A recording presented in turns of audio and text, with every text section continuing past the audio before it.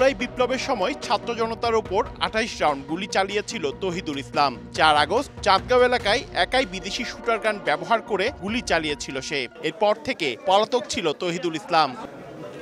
গোয়েন্দা তথ্যের ভিত্তিতে অভিযান পরিচালনা করে শুক্রবার বিকালে সাতক্ষীরার কামারনগর এলাকা থেকে তাকে গ্রেফতার করে পুলিশ। চাঁদগাঁও থানার সাবেক সিটি কর্পোরেশনের কাউন্সিলর এসরারুল হক এসরালের নির্দেশে ও টাকার বিনিময়ে ছাত্র জনতার উপর হামলার কথা স্বীকার করে গ্রেফতারকৃত আসামি। এর মধ্যে বলতে যে তোকে টাকা দিব আর আমারও পুরনো অনেক মামলা আছে, এই কাজটা করলে মামলা সব। শনিবার সিএমপির মিডিয়া সেন্টারে আয়োজিত সংবাদ সম্মেলনে পুলিশ জানায় তার বিরুদ্ধে 5টি হত্যা মামলা সহ 12টি মামলা রয়েছে। এই যে অস্ত্রটি আমরা ফেসবুক সহ বিভিন্ন সামাজিক যোগাযোগ মাধ্যমে দেখেছি, এটি পাকিস্তানি তৈরি একটি অস্ত্র, শুটার গান। এটি দিয়ে সে গত 4 আগস্ট ছাত্র জনতার আন্দোলন চলাকালে সে একাই 28 রাউন্ড গুলি ফায়ার করেছে বলে সে আমাদের পুলিশের কাছে স্বীকার করেছে।